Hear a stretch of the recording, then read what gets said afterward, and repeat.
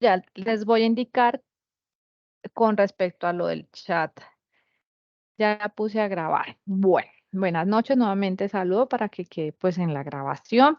Es importante que cuando hagamos la participación en esta web, lo hagamos desde el correo institucional. A veces pasa que cuando entramos por correos ajenos al institucional, pues se bloquean algunos, digamos, algunas opciones de la reunión, como el chat, el que puedan ver los enlaces, que puedan ver ciertas cosas. Entonces, tratemos siempre de ingresar por el correo institucional.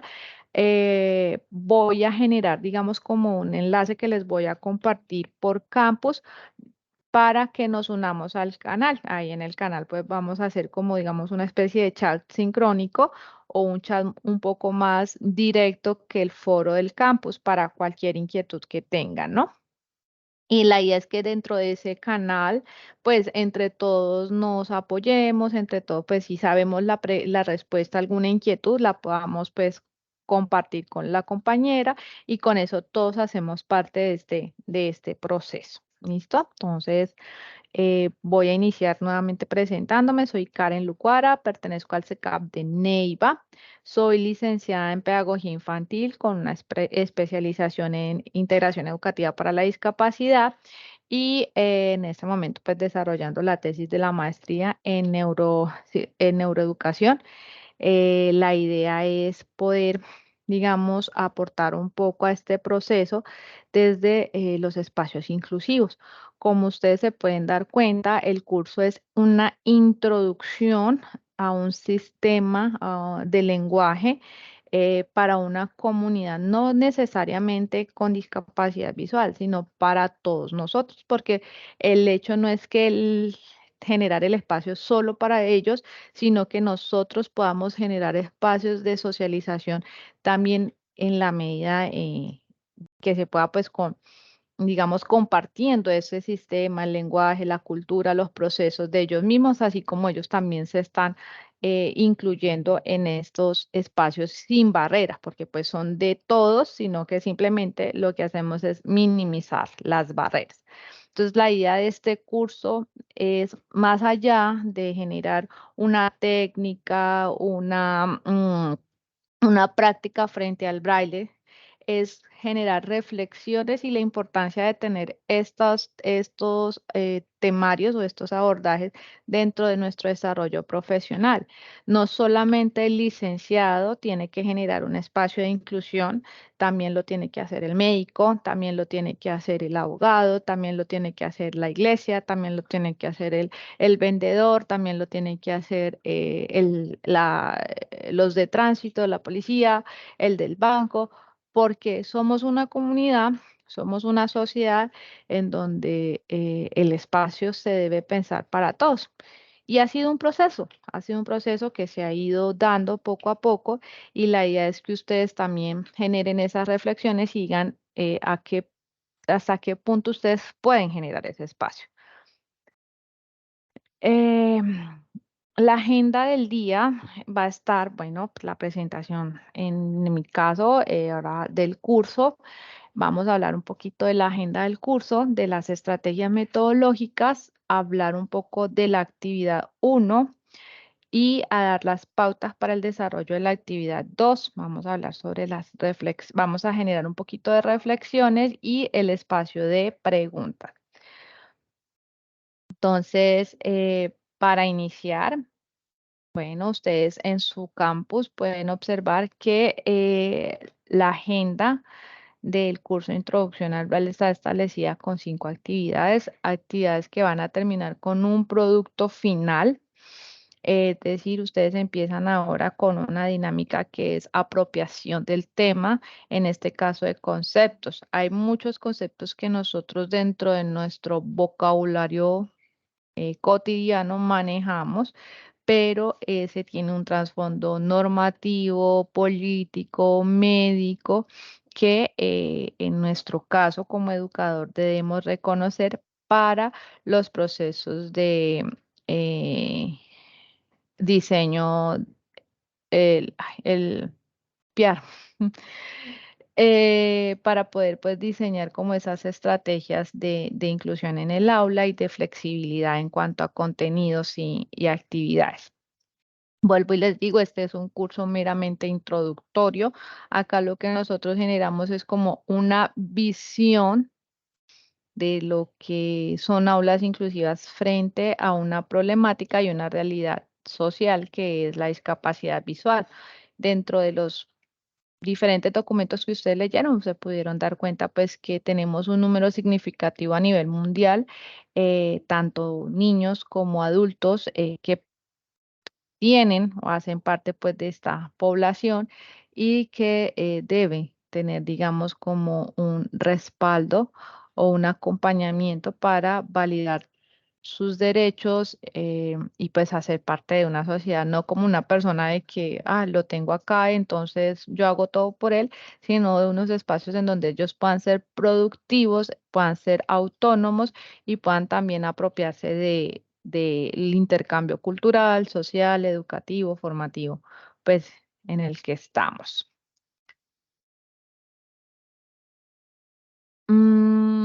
Las actividades van a iniciar con actividades individual, pero van a tener una actividad grupal. Esa actividad grupal está pensada en que trabajen pues desde sus propios, digamos, desde sus propios diseños, pero que se reflexionen en conjunto y se articulen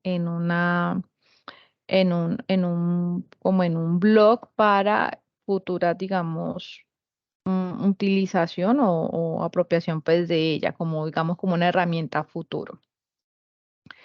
Las estrategias metodológicas para este curso, tenemos pues que una comunicación asertiva.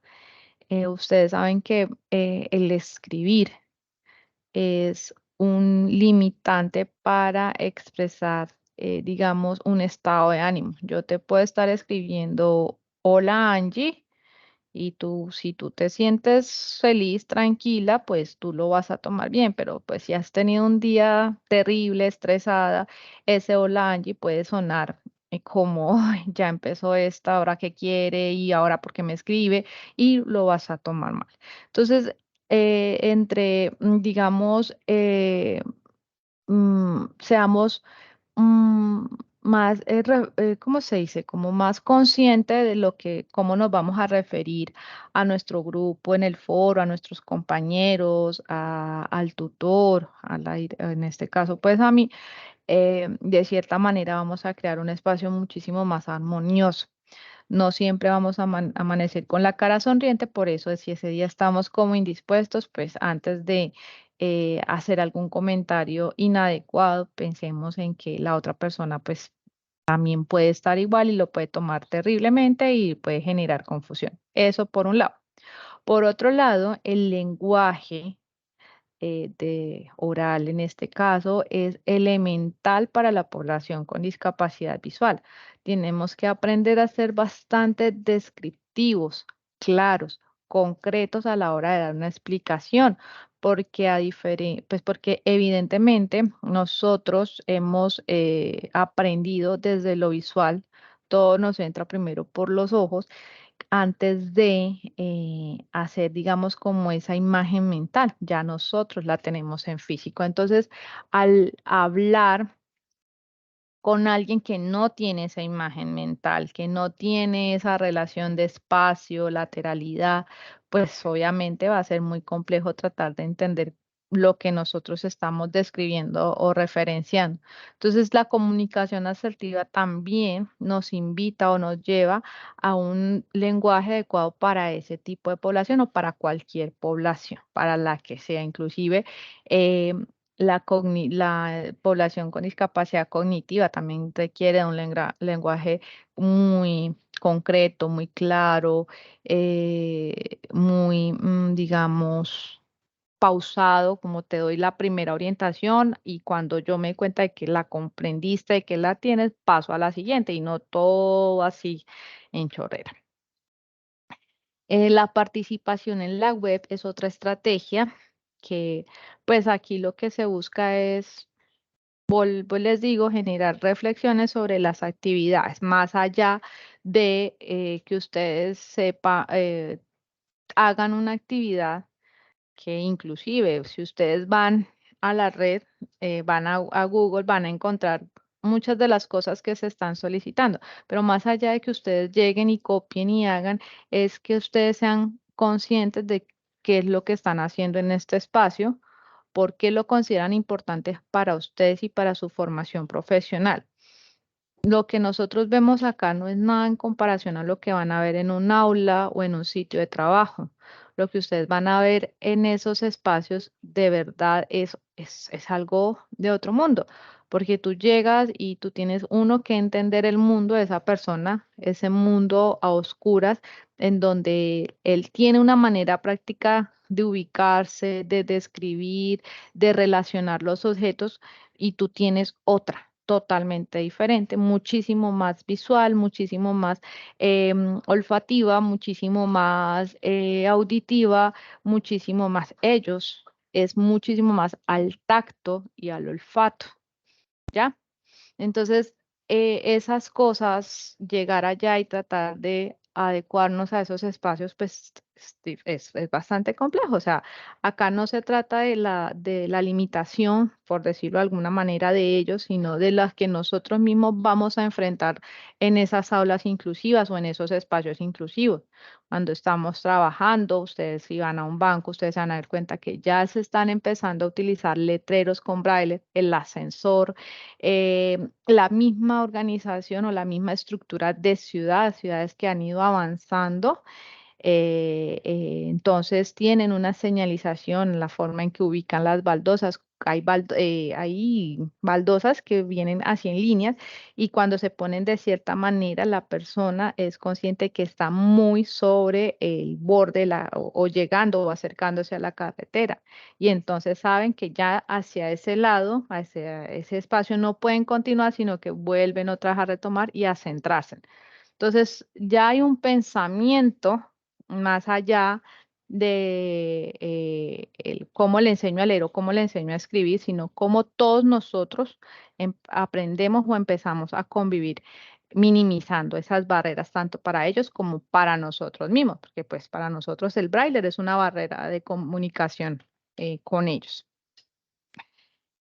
Las lecturas sugeridas se trata siempre que sean lecturas claras, cortas, no tan extensas, pero siempre se deja la invitación a que ustedes profundicen. Hay lecturas que, digamos, no tocan a profundidad ciertos temas, por ejemplo, el de normatividad. Hay mucha norma, tanto internacional como nacional, frente a la discapacidad visual o a los procesos de inclusión, y nosotros no las abordamos todas, pero dependiendo de ese enfoque que ustedes quieren, pues pueden profundizar y pueden hacerlo.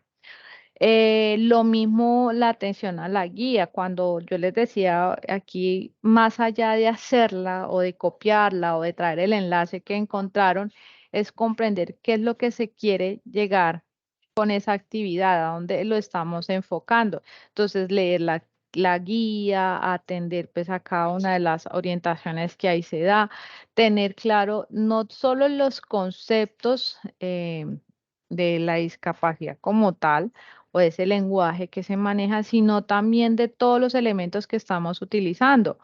¿Qué es una infografía? ¿Qué es una línea de tiempo? ¿Qué es un juego interactivo? ¿Qué es un juego didáctico? ¿Qué es un elemento didáctico?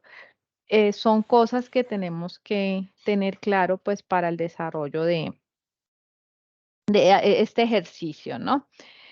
El aprendizaje autónomo pues va relacionado con el desarrollo de las actividades, cómo yo profundizo esos temas de interés. Acá la idea es que siempre pues lo hagamos por interés, no por obligación. Este tema, si se hace por obligación, no es claro, no se entiende, puede ser confuso, porque vas a encontrar muchísima información, entonces como que ahí ya uno empieza como, ay, yo esto, pero esto como que ya lo dicen, pero lo dicen de otra forma, pero no sé qué, bueno, en fin. Y las reflexiones tratamos siempre de generar como preguntas reflexivas en cada una de las actividades para pues todo lo que acabo de decir, ¿no? Como que se vayan ustedes enfocando en si quieren continuar por esta línea de la inclusión, de la educación inclusiva y retomar más adelante, ya sea en una especialización, en un diplomado, en una maestría, pues cosas más profundas de eso, inclusive ser un tiflólogo. Entonces, cómo hacer, hacia dónde se dirigen para profundizar ya directamente en el sistema de escritura y lectura del braille.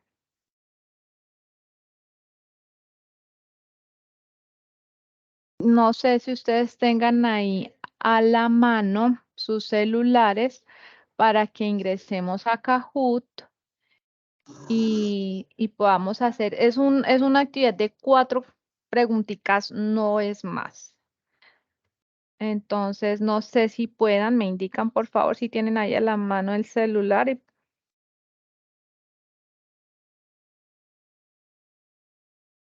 Sí, señora, profe, yo lo tengo acá a la mano. Bueno, entonces ingresamos a Kahoot y utilizamos el código que tienen ahí para que puedan ingresar. Como les digo, es algo de 1 minuto, 2 minutos máximo.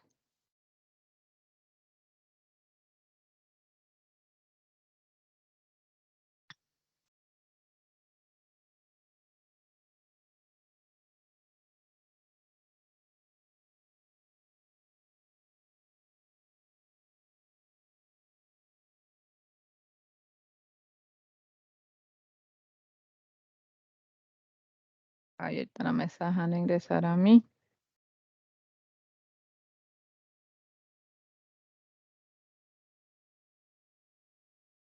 No, profe, me dice que el código es incorrecto.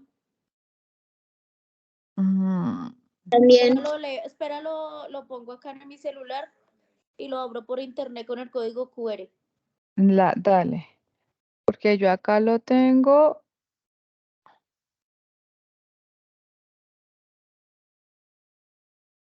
Bajo. Y si no, pues Profe, ¿y si no nos queda más fácil de que comparta el link por el chat? estaba mirando eso, pero mira que Porque mire que yo le di allí en el link, o sea, ahí donde se muestra la pantallita, y de un solo me mandó a donde estaban las no, preguntas. sí, es que creo que te manda a modo edición. Modo clásico. Profe, yo le pido excusas. Yo estoy descargando la porque app, profe. estoy desde mi teléfono y se necesita otro dispositivo para trabajar en KU. Sí. Entonces, Dale, no lo tengo acá. dale, no te preocupes. Pues hagamos eso. Espere, les comparto la pantalla del Profe, juego. yo descargué la app y me dice que si soy maestro o estudiante, Es ¿cierto? que sí, no, o igual cualquiera, digamos, no afecta sino al momento de pagar. Pero entonces tomas la versión gratuita. Ya les comparto otra vez pantalla. Trivia en español, top quiz en inglés. Mira, acá ya tengo uno, tomemos este código QR, si A pueden, ver. o este PIN, y con los que se puedan conectar y los otros pues responden ahí. Listo, Mira, ya ya. por ejemplo, Angie ya está, exacto. Soy yo, profe, mírame, aquí estoy, soy yo. Sí, ya estás ahí conectada, perfecto, Soy yo. Angie. Ángela, Tatiana, Jenit, muy bien. ¿Alguien más o le damos a empezar? Ya estoy empezando. No me permite conectarme. ¿Cómo? No me permite conectar. Dale, no te preocupes. Igual pues acá en la pantalla van a poder visualizar las preguntas. Entonces vamos a darle a empezar.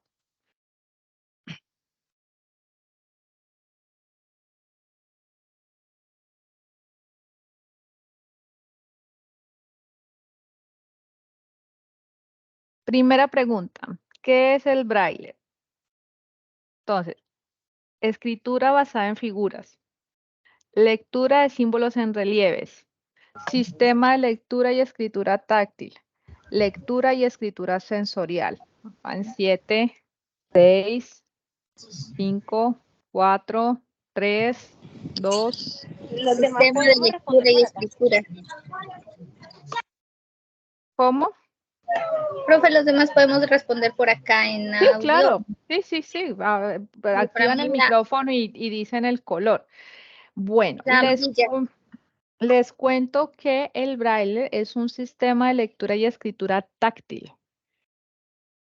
Recuerden que para hacer lectura utilizamos la yema de los dedos. Eso es básicamente el relieve se utilizaba, antes, era anterior al braille, que lo que hacían era ponerle como volumen a las letras, a los dibujos, le ponían algo, pongámosle hilo, alguna forma de que generara ese relieve. Pero básicamente el braille es un sistema de lectura y escritura. ¿Por qué es un sistema? Porque es un lenguaje completo. Tiene letras, números, expresiones, puntuaciones, se puede trabajar operaciones matemáticas, inclusive se puede utilizar en el entorno musical, las notas musicales. Todo está en braille, por eso se habla de sistema. ¿Listo? Vamos con la siguiente. ¿Qué pasó aquí? Siguiente.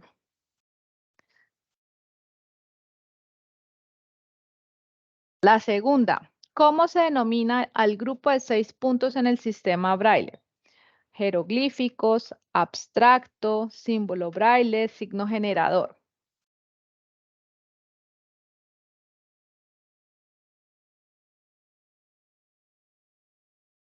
Tenemos 3 respuestas. Ay, esta quedó con una cantidad, 4 respuestas. Bueno, esta quedó con mucho tiempo. Entonces voy a escucharlas. ¿Cuál creen que es ustedes?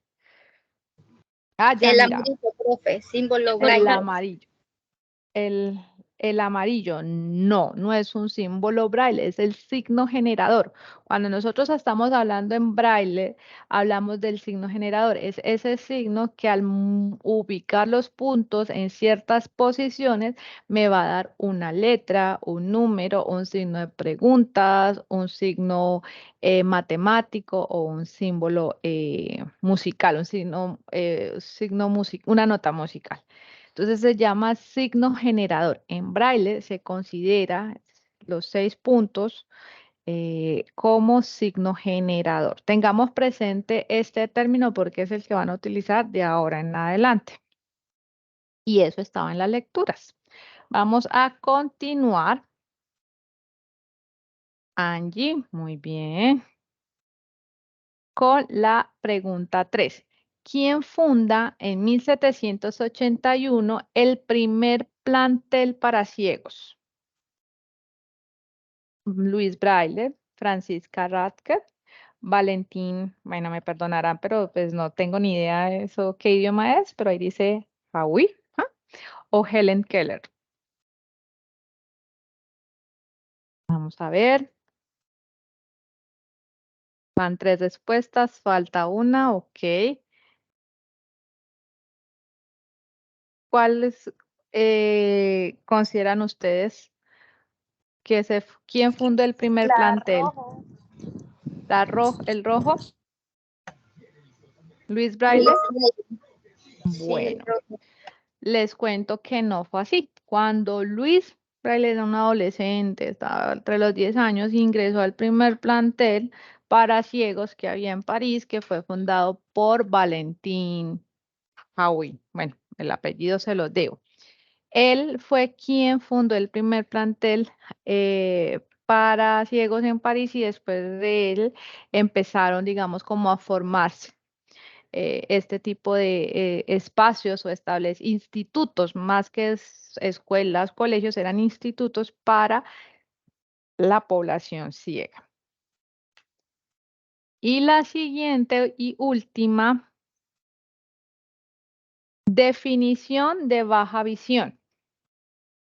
Disminución de las funciones visuales no recuperables disminución de las funciones visuales que pueden ser corregidas, pérdida de las funciones del órgano visual que impide visibilidad completa, ninguna de las anteriores. La azul, profe. La azul. Bueno, es la disminución de las funciones visuales no recuperables. Resulta que cuando nosotros llenamos formularios sobre características o si poseemos alguna discapacidad en los formularios de caracterización, ejemplo, el que utiliza la universidad, hay un espacio que dice tiene problemas, discapacidad visual. Sí, y está ceguera o baja visión y ponemos baja visión. Y decimos que es baja visión porque tenemos lentes correctivos. Ejemplo, el que en este momento utilizamos para poder estar frente al computador. ¿Ya? Es un lente que no tiene aumento, pero tiene un filtro que protege mis ojos. No, eso no es baja visión. La baja visión es cuando tú, aún teniendo un lente correctivo, requieres de una ayuda externa para poder visualizar. Son esos niños que tienen esas gafas que parecen, esos lentes que parecen, mejor dicho, como unos súper gruesos, como esas lupas gruesotas, y aún así tienen que trabajar con ampliación del contenido escrito, pantallas agrandadas, imágenes muy grandes, porque a pesar de tener el lente, el ojo tiene una pérdida en la agudeza visual. ¿Listo? Por eso se habla de no recuperables, por más que el chico le aumenten y le aumenten en el lente, por más que utilice cirugía, pues hay un aspecto en el ojo que no permite generar. Y ellos requieren de un apoyo externo para poder participar de actividades, ya sea académicas, culturales o demás, como es, les decía yo, por ejemplo, el lector de pantalla, ¿qué?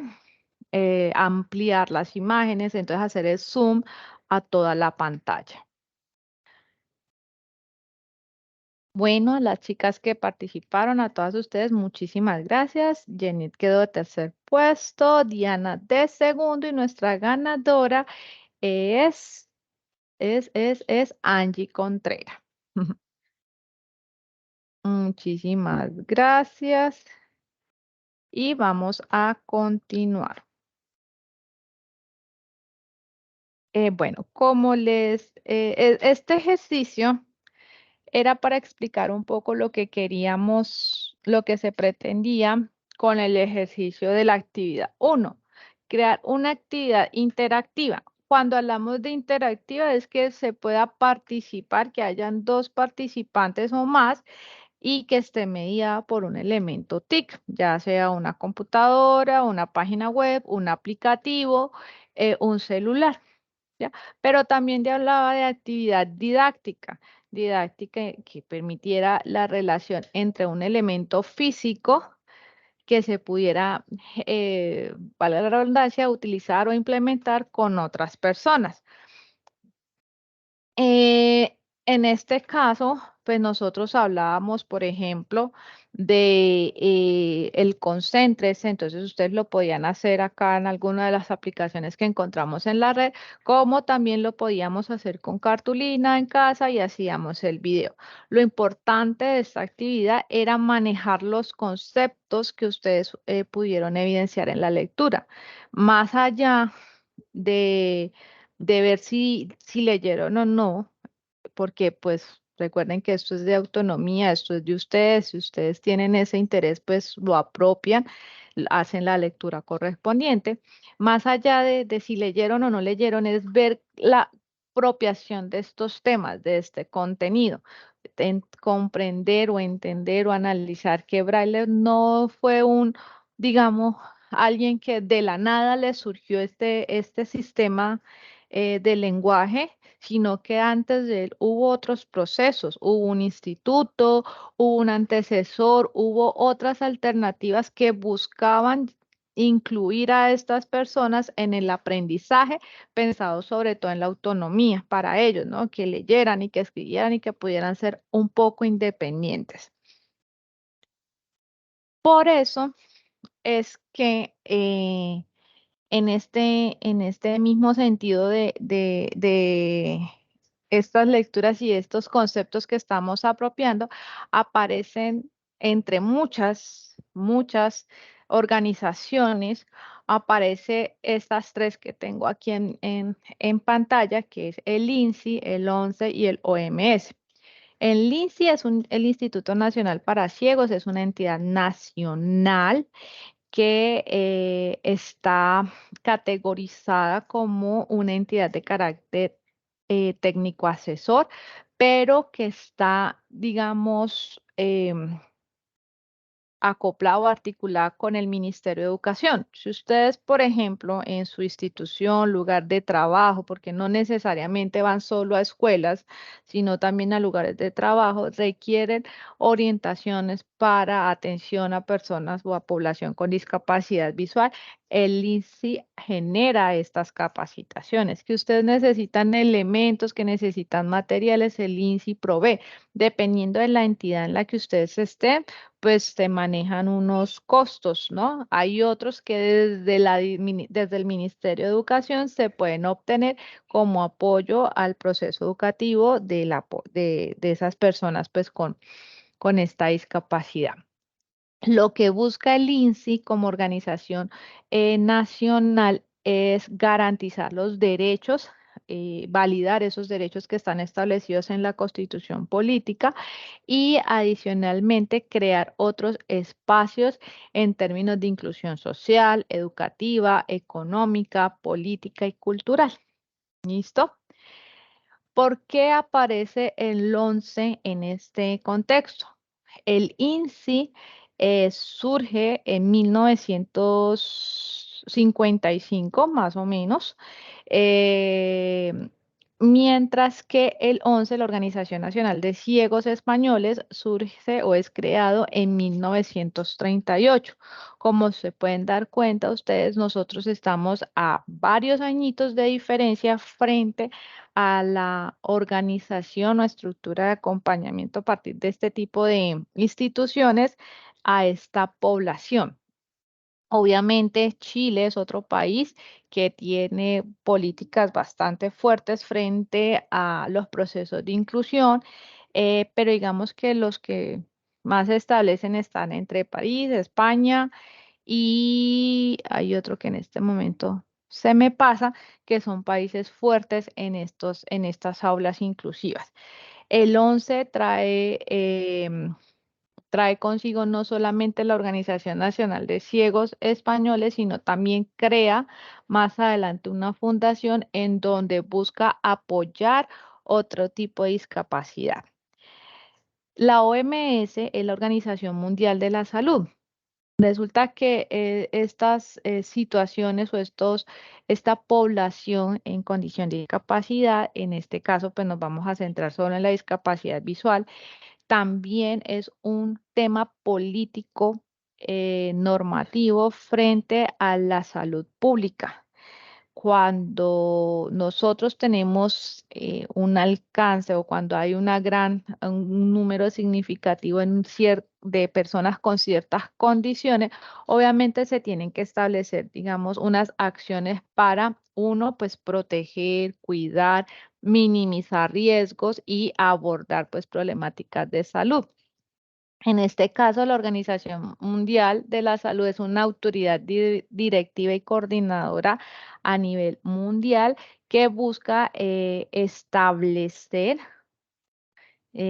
a través de sus liderazgos, pues todas esas investigaciones frente a cómo minimizar, disminuir, atender, acompañar, proteger digamos, estas situaciones. Estamos hablando, pues, en este caso de la discapacidad visual, pero pues también hay una línea de atención para salud pública a través de infecciones, problemas de nacimiento, condiciones a enfermedades huérfanas, cosas así que requieren pues de No solamente como, ok, sí, tú puedes ir al seguro y que te atiendan. No, ¿qué va a hacer el médico cuando llegue esta patología o esta discapacidad? ¿Cuál es la ruta de acción del médico? El médico no puede trabajar por sí solo, debe haber un terapeuta, debe haber un acompañamiento psicológico. No es lo mismo nacer ciego a perder la visión cuando tienes 3 años, cuando tienes 8 años, o cuando tienes 15 años, o cuando eres un adulto. Todos son procesos diferentes y todos tienen rutas diferentes de atención. ¿Por qué se puede perder la visión?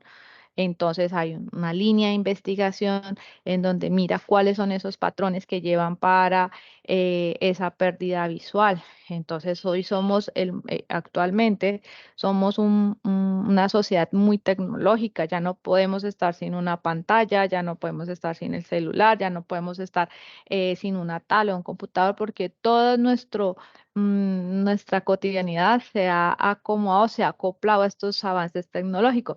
¿Cómo afecta una pantalla a nuestra visión? ¿Qué pasa con los niños? ¿Qué pasa que ya tenemos bebés de 1 año que de plano lo ponen frente a una tablet para tenerlo quieto? Pero eso ¿cómo afecta visualmente al niño? ¿Qué va a pasar más adelante?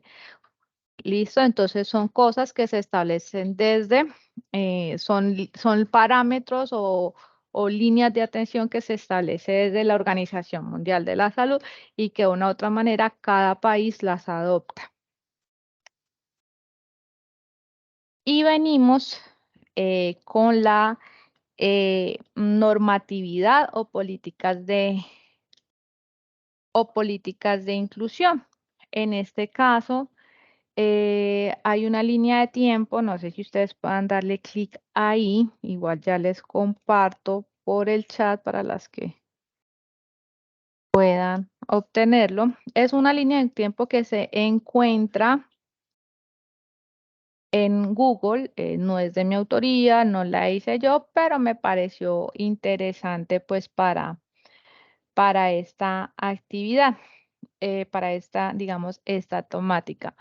Nosotros hablamos de discapacidad desde el mismo inicio del hombre, desde la misma creación del hombre, o sea, desde la misma formación de la sociedad, en donde se empieza a evidenciar personas con ciertas características diferentes, inicialmente, culturalmente, religiosamente, políticamente. Entonces, no sé si ustedes en algún momento han escuchado que en alguna parte del mundo el que nacía pelirrojo lo asociaban con cosas, digamos, como aspectos más religiosos.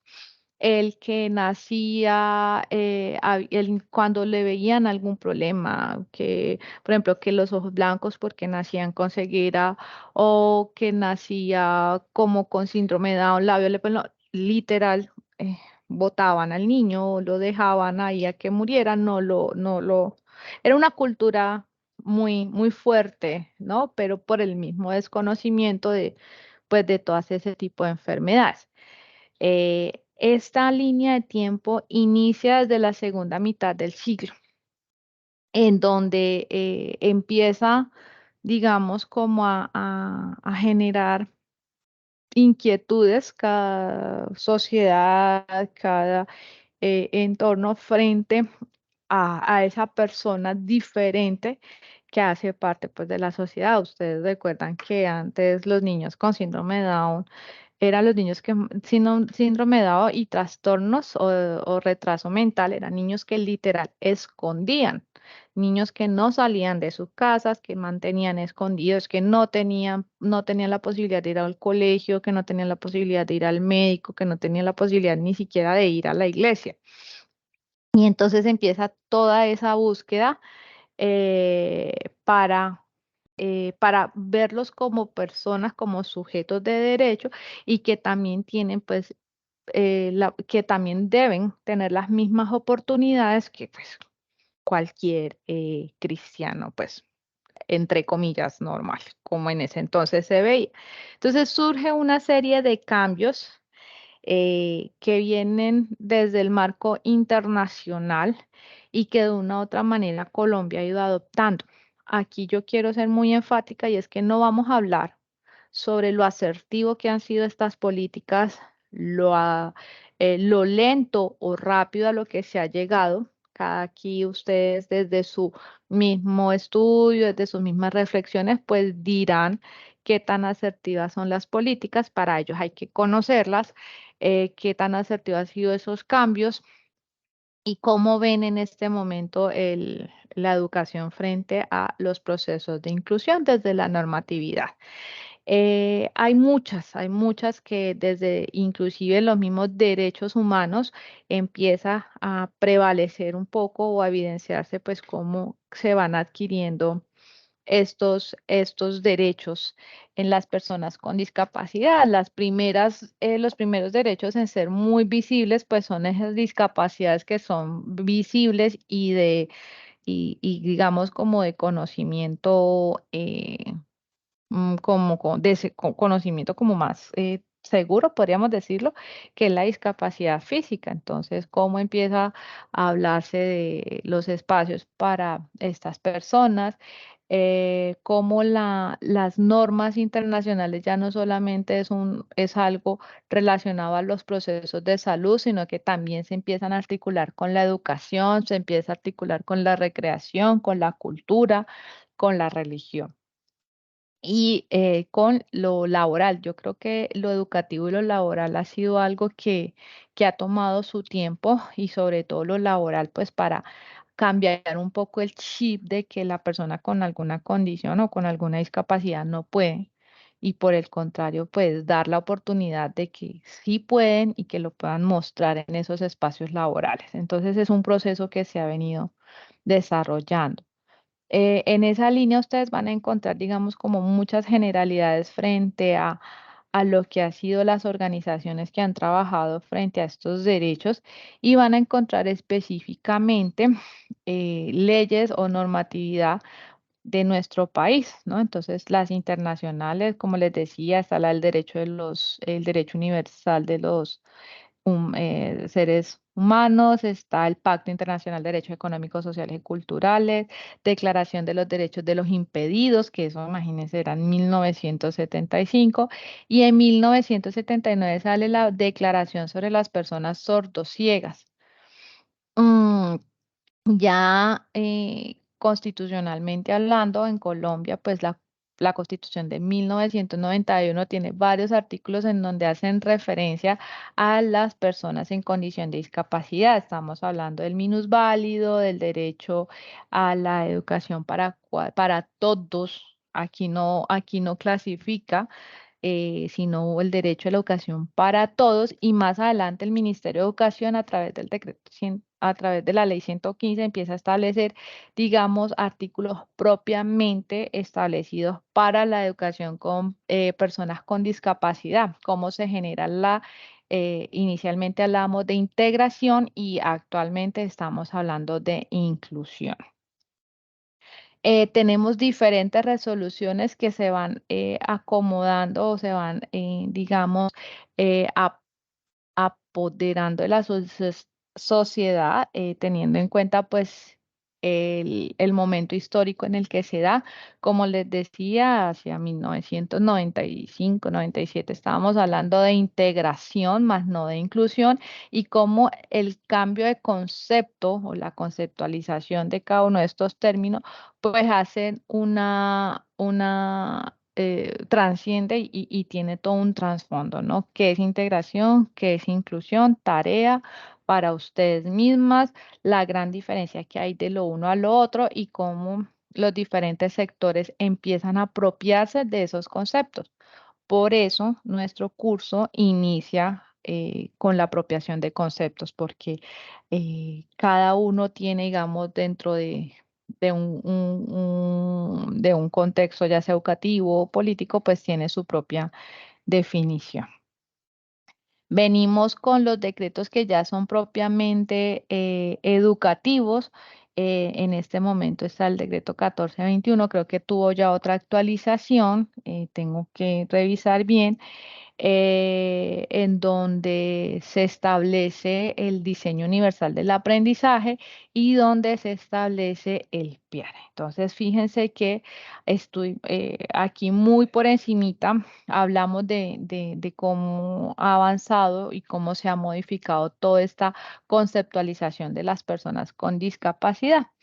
En cuanto a la discapacidad visual, pues evidentemente ha sido un terreno bastante fuerte, pero ellos mismos también han tenido su protagonismo en diferentes leyes, en diferentes tutelas, que les ha permitido establecer no solamente el INSI como organización, sino desde los ministerios de Educación y Ministerio de Salud, cada municipio tiene, digamos, como un espacio para el reconocimiento de esta población. La gobernación del Huila, a través de la biblioteca departamental, tiene un espacio donde una tiflóloga y apoyada por el INSI capacita no solamente a niños con discapacidad visual o adultos, sino también a su círculo primario, a su familia, a su papá, a su mamá, para que hagan parte pues, de este proceso de inclusión. Asimismo, ellos dictan talleres de tiflología. Eso es en Neiva, con la gobernación del Huila. Tengo entendido que departamentos como Antioquia, pues, Medellín también tienen un programa bastante interesante frente a este tipo de abordaje en la inclusión. La Secretaría Distrital de Bogotá tiene una secretaría, especialmente la Secretaría de Inclusión Social, en donde también hay bastante acompañamiento para esta población. Entonces, fíjense cómo se ha ido ganando espacio. Yo sé que ya deben estar un poco cansadas y como aburridas, entonces ya vamos a finalizar. Con esto, pues, digamos, con esto que hemos venido hablando, de una u otra manera, hemos abordado lo que se pretendía con la actividad 1. Hicimos un juego que estaba muy relacionado con lo que se espera encontrar en en esas actividades que ustedes tienen hasta hoy para realizar la entrega. Es lo que queremos encontrar o es algo a lo que queremos llegar.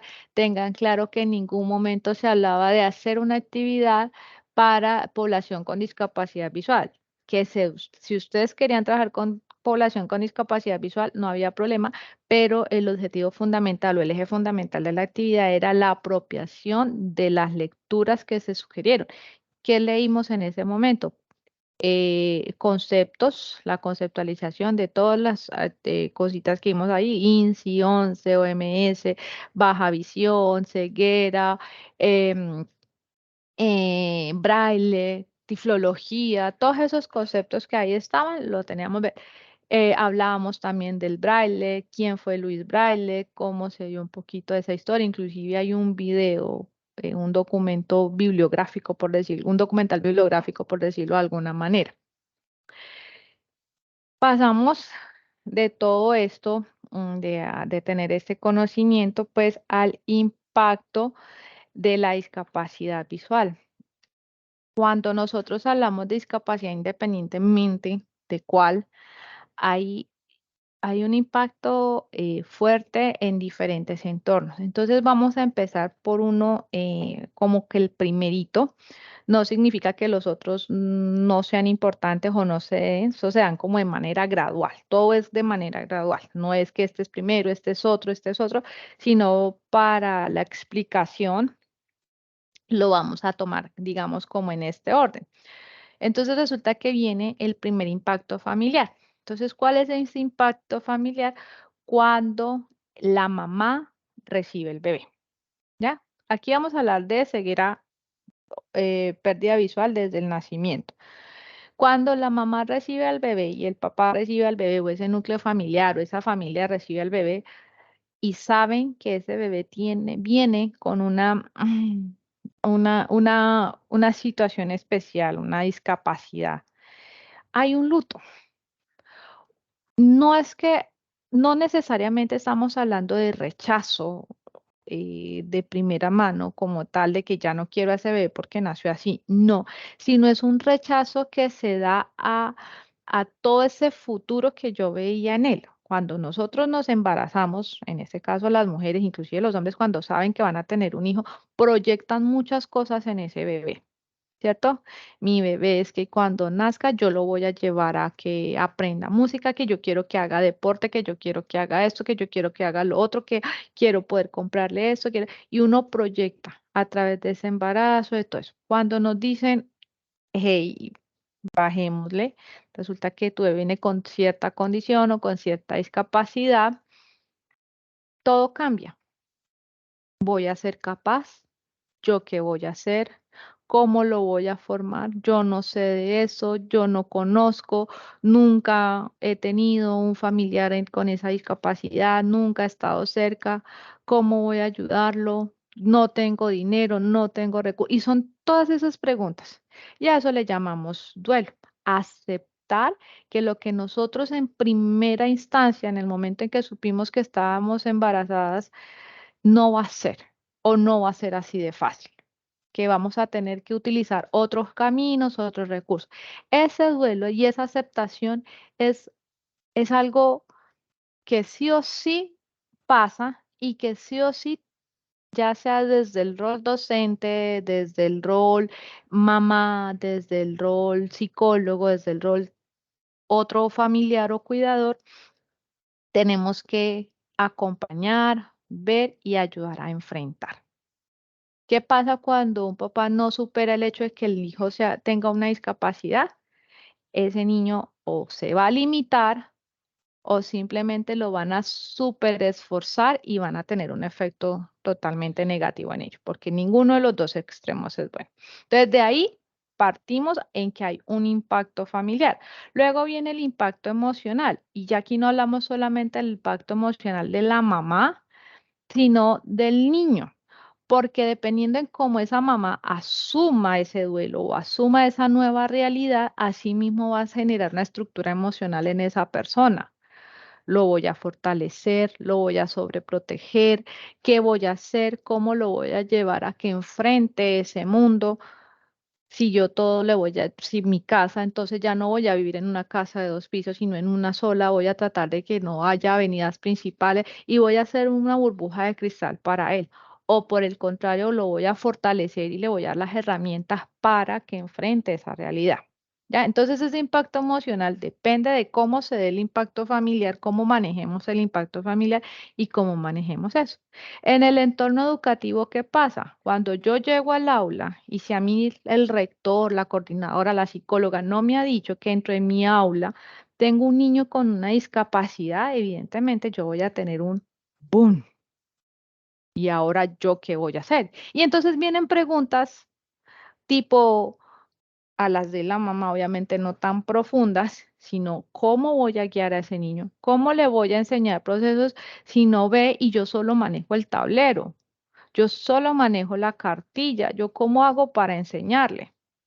¿Ya? ¿Cómo lo voy a tratar para que no sienta que lo estoy revictimizando, para que no sienta que lo estoy haciendo vulnerable, sino al contrario, para motivarlo? Y entonces vienen muchas cosas y ahí viene el juego del lenguaje asertivo, la comunicación asertiva. ¿Cómo hablo yo con esa persona?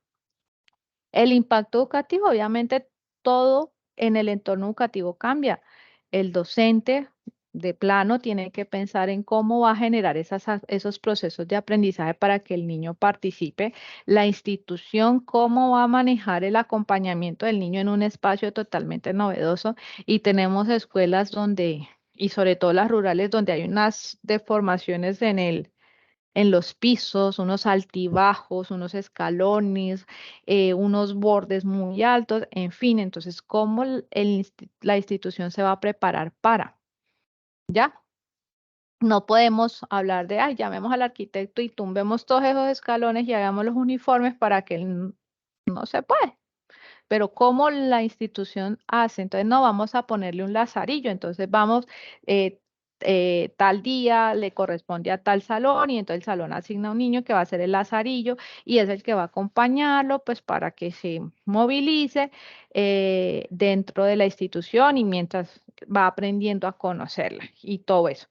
El impacto económico, evidentemente, pues todos los tres aspectos, inclusive el mismo niño, joven o adulto, pues va a tener esa necesidad y ese pensamiento de, ok, papá, mamá, ¿cuánto me suma eso? Mi hijo necesita unas mejores condiciones, necesita terapia, necesita un acompañamiento, necesita unas atenciones especiales para, el seguro me lo cubre y si de aquí que me lo autoricen, pues el niño crece y pierde esa posibilidad, entonces puede hacer eso. Entonces, todas son esas cosas que generan el simple hecho de tener una persona familiar, estudiante, un compañero de trabajo, un compañero de barrio con una discapacidad. Y la sociocultural, pues evidentemente cómo esa persona puede participar de esos eventos sociales y cómo yo abro esas puertas para que participe y para que haga parte.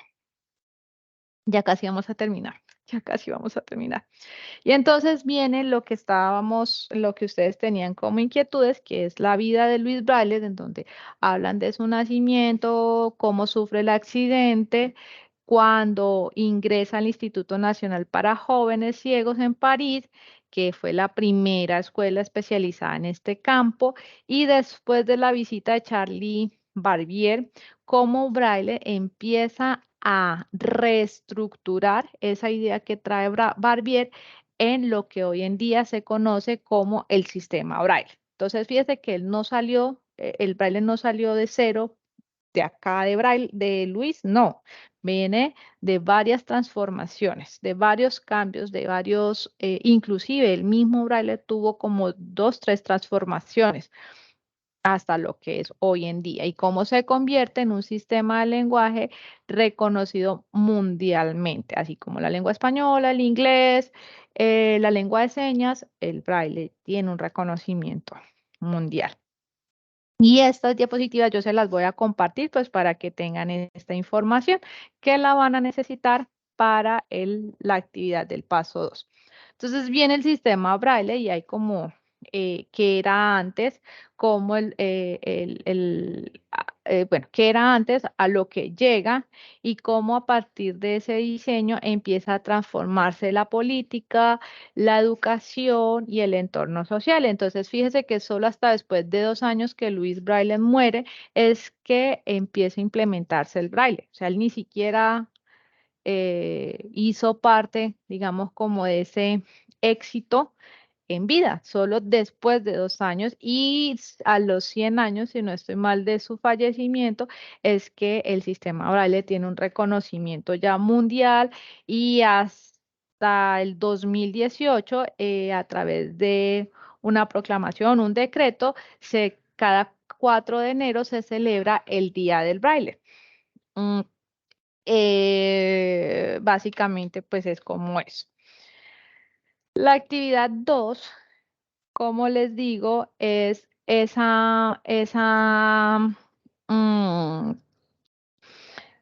hace parte, digamos, de esto que acabamos, de todo esto que acabamos de hablar, que acabo yo de hablar, de aburrirlas, viene algo muy, muy interesante y es hacer una infografía. Y pues para poder hacer infografía, sí quiero dejar como claro cuál es el concepto que vamos a utilizar.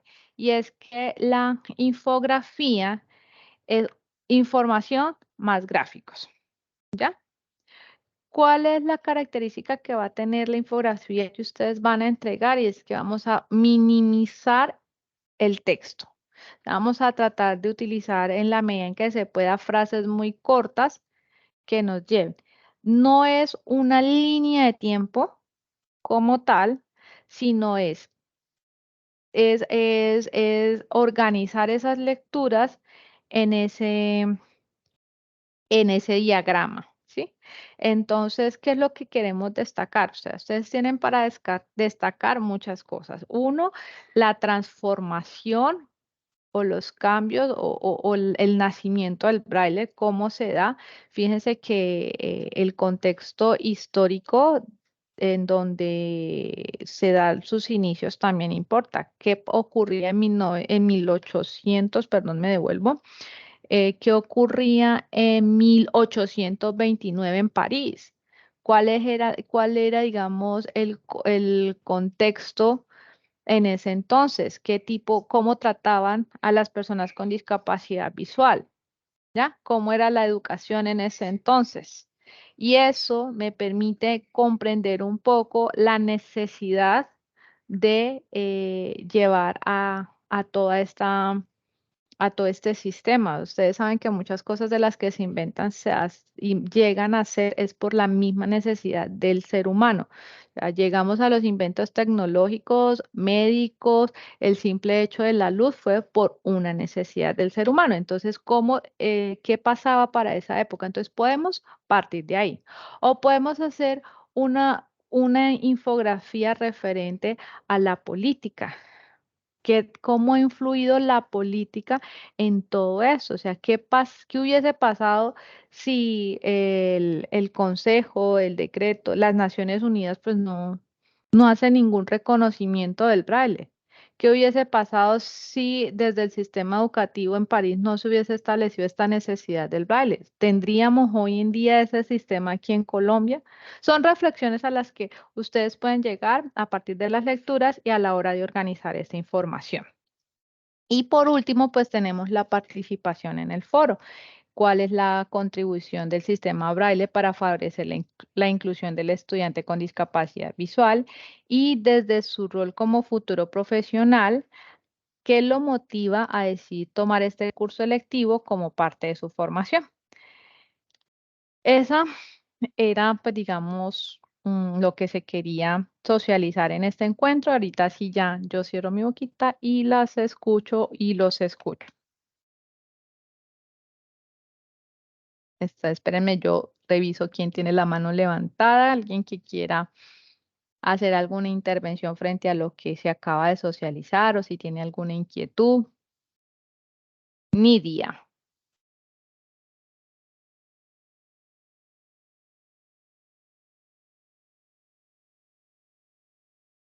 Nidia, no te estoy escuchando. Si estás hablando, no te estoy escuchando.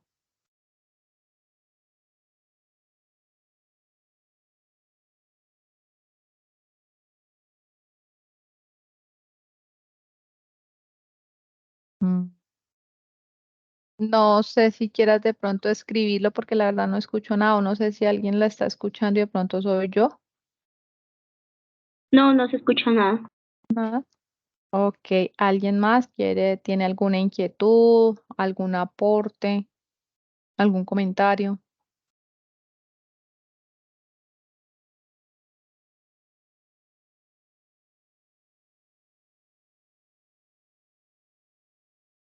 ¿No? Quiero creer que fue porque entendieron perfectamente y no porque están más dormidas que despiertas. Porque es que tanto silencio, no sé, si asustarme o alegrarme. Bueno, entonces para paso 1, si tienen tiempito de hacer algún ajuste en este momento, pueden hacerlo. Si tienen inquietudes, por favor, utilicemos foros, correo interno del campus, y mientras les envío el enlace del canal por Teams para que podamos chatear. Es como una especie de grupo Skype o WhatsApp, más o menos por el estilo.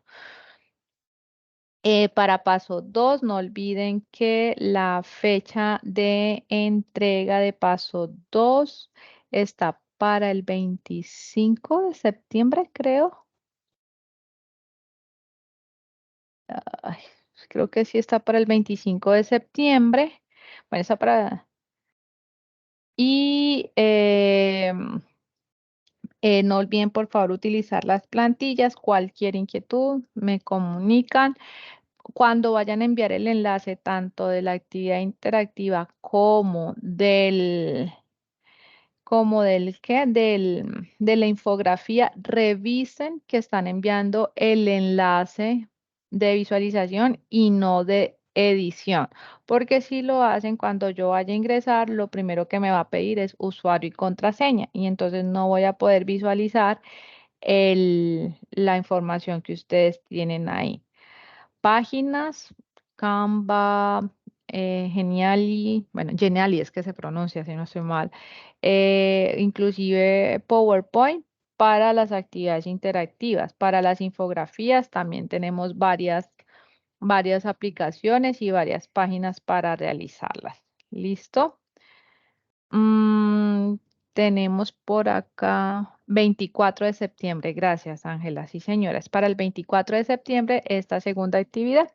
Y pues estar atentos para la segunda web, ¿vale?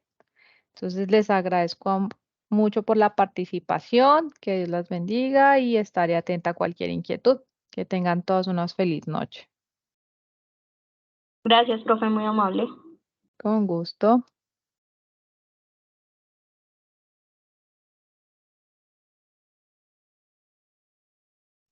Gracias, profe.